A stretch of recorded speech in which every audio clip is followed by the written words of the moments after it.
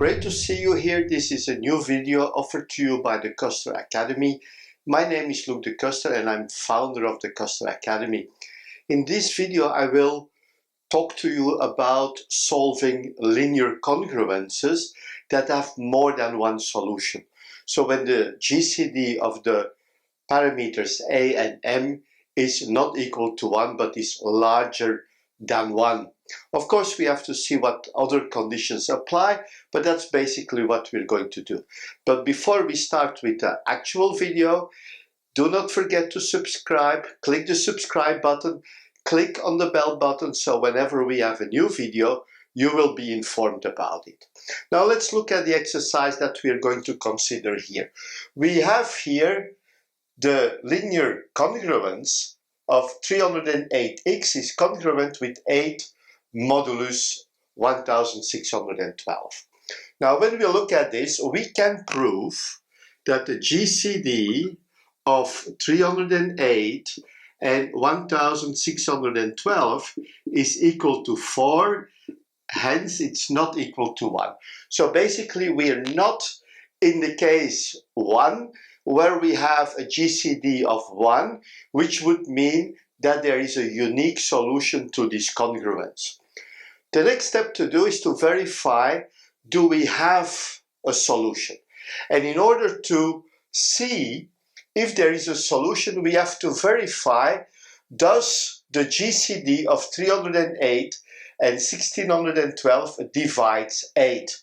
And what we see here, we say that the GCD of 308 and 1612 divide 8 because it's 4 and 4 divides 8. The next step to do is to identify how many solutions we have and what's the distance between those solutions. So basically we can use the GCD because we have proven before that the number of solutions in this case, when we have multiple solutions, is equal to the GCD. So we have 4 solutions and these solutions are separated by the M1612 divided by the GCD of 308 and 1612, which is in fact 1612 divided by 4 is equal to 403. So we will find 4 solutions which each are separated by 403. Now another element that we can identify here is that there is a common factor on this equation. We can say that 308 is equal to 4 times 77. And of course we have 8. 8 is equal to 4 times 2. What can we do with this? Well, we also have to see when we divide both sides by 4, we also have to divide the modulus m by the GCD of 4 and 1612. So we have to see the GCD of 4 and 1612 is 4. When we want to keep this, when we want to keep the congruence, we have to see that we both divide both sides by 4, but we also have to divide the modulus by the GCD of 4 and 1612, which is also equal to 4. But it's not always the case. So what we find here is a new equation, 77x, which is congruent with 2 times the modulus of 403. And what we have here as a special event is that the GCD of 77 and 403 is equal to 1. This means that this equation has one unique solution, modulus 403. Now we are in a different modular space, but this will give us the first solution of this congruence, of this linear congruence. And that's what we are going to do in the next steps. We're going to find the modular inverse of this, of 77 modulus 403. We will multiply both sides and we find, in fact, the final solution. And that final solution will give us the 4 different values of x, modulus 1612, that are in fact solutions of this linear congruence. Let's continue with that. Previously, we found that we can transform by dividing both sides by the common factor c equal 4 and the mode m by the GCD of 4 and 1612. We find, in fact, a new linear congruence, which is 77x is congruent with 2 modulus 403, with a GCD equal to 1. And we know that this has one solution in the modular space of 403, and that's a solution modulus 403. It will give us the first solution of the original congruence. They're not equivalent, but basically they give, or this new congruence gives a solution to this original congruence. We're going again to use the Euclid algorithm. We are going to do what we call the forward pass. So we start, in fact, from 403 is 77 plus a remainder, and we have here 5 times 77 times, and the remainder is 18. Now we have 77 is multiplied by 18 and the remainder, so we have 4 times 18 plus 5. 18 is 3 times 5 plus 3. Then we have 5 is 1 times 3 plus 2. And now we can say 3 is 1 times 2 plus 1. And the last one, 2, is 2 times 1 plus 0. So this is the GCD. And we see that the GCD is equal to 1. Now we're going to do the backward pass. So we're going to start from here all over again. And we write everything as a function of the GCD. So with this first equation, we can say that 1 is equal to 3 minus 2. Now we continue. What we do now, we replace, we say here equation 2,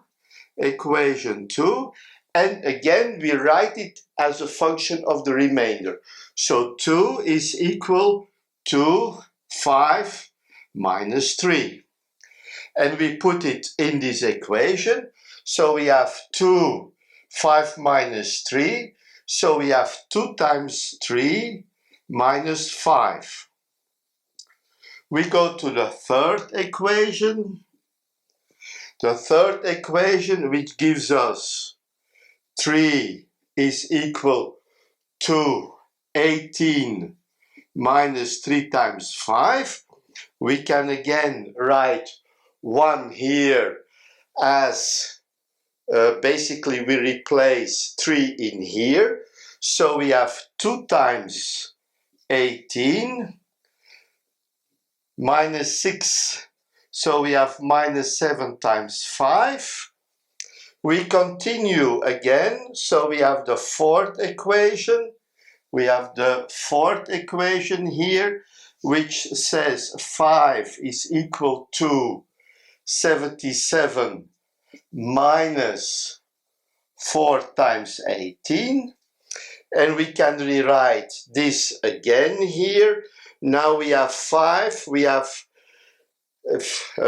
2 times 18, 5, 7 times, so we have 28 times plus 2 is 30 times 18 minus 7 times 77. And for the last step, we take equation 5, which gives us 18. We have 18 is equal to 403 minus 5 times 77. And we find when we replace this, 18 is replaced by 403. So we have 30 times 403 minus, we have 30 times 5, so that's 150, 157 times 77. And what we see here is in fact the coefficient minus 157 is S. So basically when we find the positive number modulus 403, we can say this is 246. So the inverse is in fact 246. What we're going to do now is to multiply this equation with this inverse. So what we found just before I rewrite it again, we found in the final step that the GCD1 is 30 times 403 minus 157 times 77. So the Bézout coefficient S is minus 157 and the Bézout coefficient T is 30. Now, what we do, we find the positive value which is equivalent modulus 403, which gives us the positive value 246, and now we're going to multiply both sides here with that number. So what do we find here?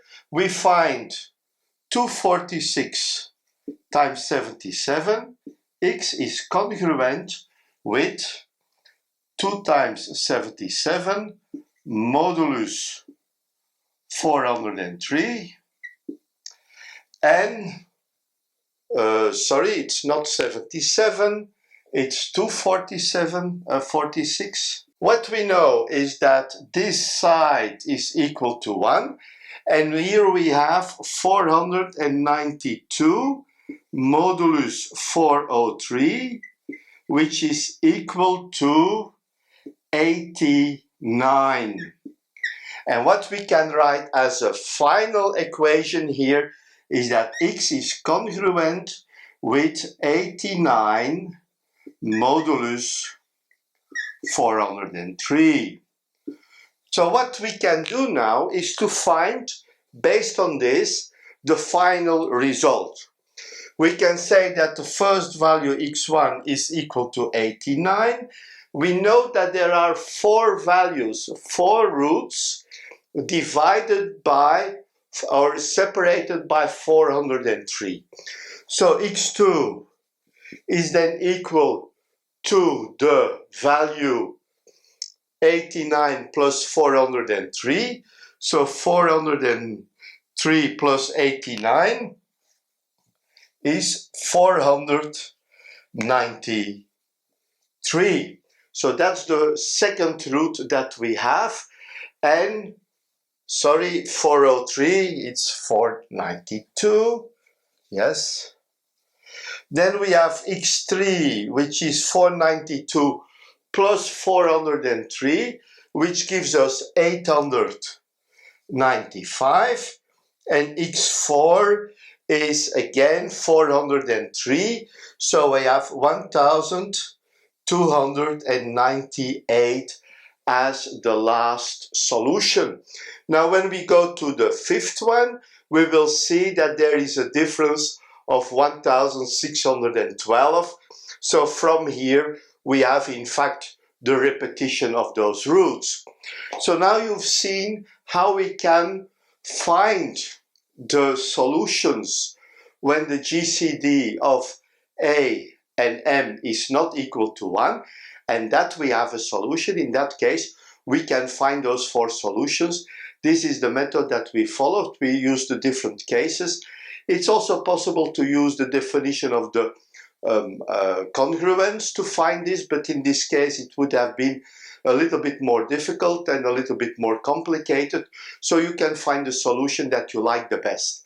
Anyway, it's very important to determine if the congruence has a solution before starting with the calculations. Anyway, when you finished this video, and we're finishing the video now, before closing the video, have a look at the description under the video. You will find a very nice overview of all the courses that we offer at this moment. There may be more in the future, but every course is accompanied by a very nice coupon that will give you a great discount when you would subscribe and buy the course.